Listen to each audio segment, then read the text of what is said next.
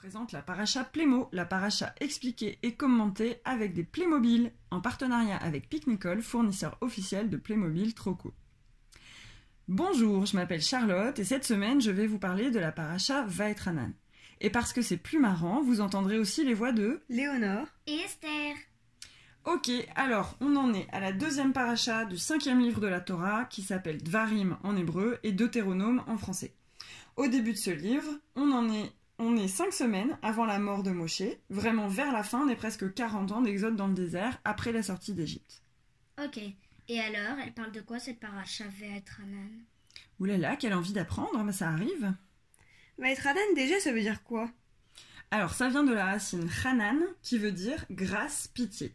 Et Vaetranan, ça veut dire j'ai imploré, au sens de j'ai demandé qu'on ait pitié de moi, qu'on m'accorde une grâce.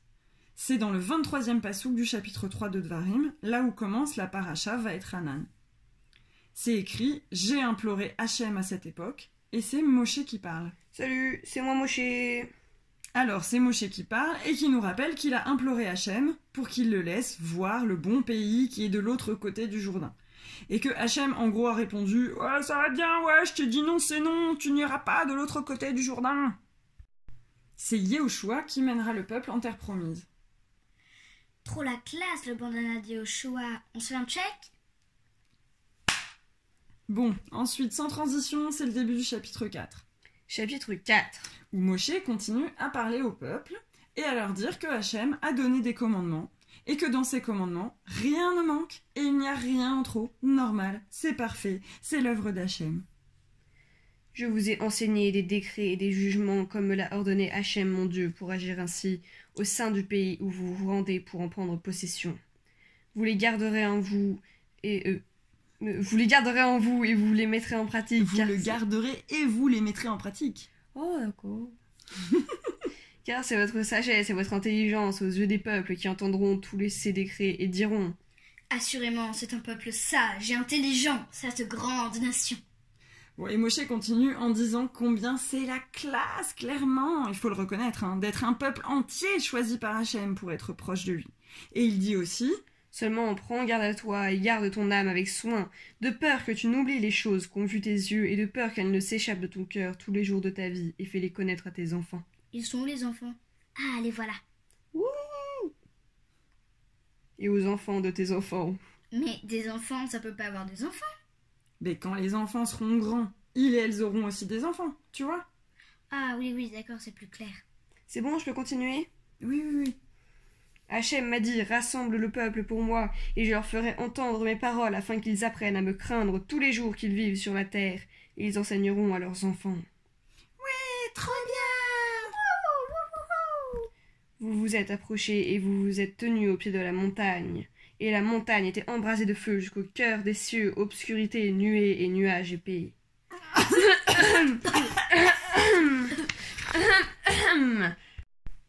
ça pue. Ah bah oui, mais c'est impressionnant. Et c'est sans doute l'idée de cette répétition. Je vous rappelle ces événements extraordinaires, que vous vous rappeliez bien pourquoi c'est important de suivre les lois de la Torah. Donc en résumé, ensuite Moshe leur rappelle qu'ils ont entendu Hachem au milieu du feu, entendu, et que personne ne l'a vu, et qu'il a parlé des 10 paroles qu'on appelle souvent les 10 commandements. Attends, je vais... oui, mais on sait tout ça, on l'a déjà lu avant, et ça sert à quoi de tout répéter? En fait, il y a plusieurs hypothèses. Mais déjà, il y a cette idée de base sur laquelle tout le monde est d'accord parmi les commentateurs. Il n'y a rien en trop dans la Torah est parfaite. C'est clair ça déjà? Oui. Bon, donc si c'est répété, c'est que c'est nécessaire, ce n'est pas pour rien. Et même si nous, on a du mal à comprendre pourquoi. Bon, quoique déjà, on peut se dire que répéter, en général, c'est toujours utile pour apprendre, c'est mieux pour comprendre, pour mémoriser... Et puis souvent c'est passionnant parce que ce qui est répété l'est rarement exactement de la même manière. Donc on peut comparer, comprendre peut-être encore mieux grâce à cette comparaison. Bon, par exemple ici, ce qui est répété notamment, c'est que c'est le peuple entier qui a entendu Hachem devant la montagne. Et ça c'est unique dans l'histoire des religions, que ce soit un peuple entier qui reçoive une révélation de Dieu. Parce que si on pense à d'autres religions, souvent on a une seule personne, bizarrement toujours un homme, qui reçoit une révélation, et ensuite transmet autour de lui. Alors que dans le judaïsme, c'est tout le monde, tout le peuple, chaque personne, quel que soit son genre, sa richesse, sa pauvreté, son niveau d'intelligence, la couleur de sa peau, etc., qui reçoit cette révélation. Même nous? Bah ouais, même vous, c'est génial. Oui, ça fait plaisir. Bon, ensuite, Moshe leur rappelle qu'aucune image ne peut représenter Dieu et que Dieu est jaloux. Et Moshe dit aussi qu'il a été puni par Hachem à cause du peuple et que, à cause d'eux, il n'ira pas en terre d'Israël, mais eux, oui. Mais c'est pas juste. Bah enfin, après, Moshe leur dit que dans le futur, le peuple aura oublié tout ça et fabriquera des idoles. Me révèle.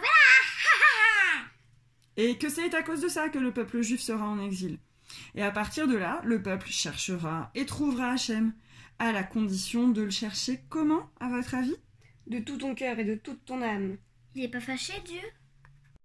Si, mais il est aussi miséricordieux, ce qui est une qualité très difficile et très importante. Bon, ensuite, de but en blanc, Moshe change de sujet et on parle des villes-refuges. Les villes de refuge. C'est quoi? Alors, ce sont 3 villes qui sont citées dans cette paracha par Moshe, mais au total, il y en a 6, avec les 3 autres qui sont désignées par Yoshua. Et ici, il n'est question que des villes à l'est du Jourdain. Dans ces villes peuvent se réfugier les personnes qui ont tué quelqu'un sans faire exprès, pour éviter qu'elles ne se fassent tuer par vengeance elles aussi. Ensuite, on arrive au chapitre 5. Ouais, et là, il y a un passage super important qui dit que l'alliance conclue entre le peuple d'Israël et Hachem l'a été pour toutes les générations. Ouais, wouhou! Et ensuite, il rappelle les 10 paroles qu'on a déjà lues dans le livre de l'Exode, Shemot, dans la paracha Yitro, et qui sont 1, l'unicité de Dieu, 2, l'interdiction de l'idolâtrie, 3, l'interdiction d'invoquer le nom de Dieu en vain, 4, l'obligation de faire Shabbat, 5. l'obligation d'honorer son père et sa mère, vous l'avez bien entendu celle-là? Oui. 6, L'interdiction de tuer, 7, de l'adultère, 8, du vol, 9 du faux témoignage, et 10. et enfin de la convoitise, de l'envie d'avoir ce qui appartient à quelqu'un d'autre. Donc en fait, c'est exactement la même chose répétée une deuxième fois. Alors oui, à quelques détails près. Donc par exemple, le mot employé pour parler de l'obligation de faire Shabbat. Dans la version de Shemot, il est dit « Zachor et Yom HaShabbat » « Souviens-toi du jour du Shabbat ». Et dans cette version, la version de Dvarim, il est dit « Shamor et Yom HaShabbat » « Garde le jour du Shabbat ». Et ça change quoi? D'après les sages, Hachem a prononcé en même temps ces 2 mots. Il n'y en a pas un qui est plus vrai que l'autre. Déjà, ça c'est important. Les 2 sont vrais et se complètent. Ensuite, les sages considèrent que « Souviens-toi du Shabbat » est un commandement positif qui parle de ce qu'il faut faire ce jour-là, comme par exemple... Le petit douche. Ouais. Et que « Garde le Shabbat » est un commandement négatif, au sens où ce commandement parle de l'interdit de tout travail créatif le jour du Shabbat. Donc du fait de ne pas faire, ce qui n'est pas si facile en fait. Et d'après le Ramban, les Bnei Israël n'auraient entendu que Shamor, et Moshe aurait entendu Zachor. Et en fait, lui, Moshe, il n'aurait pas eu besoin de savoir qu'il y avait des interdits pour pouvoir se souvenir correctement de ce jour, tellement il était d'un niveau spirituel élevé. Moshe, la classe. Et la fin du chapitre 5 est passionnante, mais on va avancer quand même vers le chapitre 6. Chapitre 6. Ok, donc cette paracha n'en a pas fini de nous parler de choses extrêmement importantes, puisque dans le chapitre 6, c'est là qu'on trouve un passage du schéma qu'on connaît bien. Écoute Israël, Hachem est notre Dieu, Hachem est un. Tu aimeras Hachem ton Dieu de tout ton cœur, de toute ton âme et de toutes tes ressources. Et ces sujets que je t'ordonne aujourd'hui seront dans ton cœur. Tu les inculqueras à tes fils. Quoi? Et pas à tes filles? Bon, alors c'est exactement là où la linguistique et l'anthropologie sont utiles pour comprendre une phrase. Tout le monde s'accorde pour dire qu'il s'agit bien sûr de tous les enfants, garçons et filles. Ah ouf quand même. Et j'ai une question. Comment on peut ordonner à quelqu'un d'aimer? C'est quand même bizarre. C'est une question passionnante. Et d'après le Rambam, c'est en méditant sur les créations et les actes de Dieu qu'on peut se rendre compte de la sagesse infinie de Dieu et ressentir un amour infini pour lui et une grande soif de le connaître. Tu continues? J'ai encore une question. Ouais. Pourquoi on dit Hachem est notre Dieu? Je veux dire, si Hachem est un, Il n'y en a qu'un, c'est le créateur du monde, c'est donc le Dieu de tout le monde, non?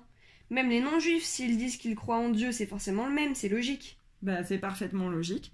Alors, d'après les commentateurs, il est écrit notre Dieu parce que à cette époque, seul le peuple juif reconnaissait Dieu comme un. Tous les autres peuples croyaient en plusieurs dieux. D'après Rachi, en effet, et c'est ce qu'on dit dans les prières, dans le futur, Hachem sera reconnu par l'humanité entière comme étant un.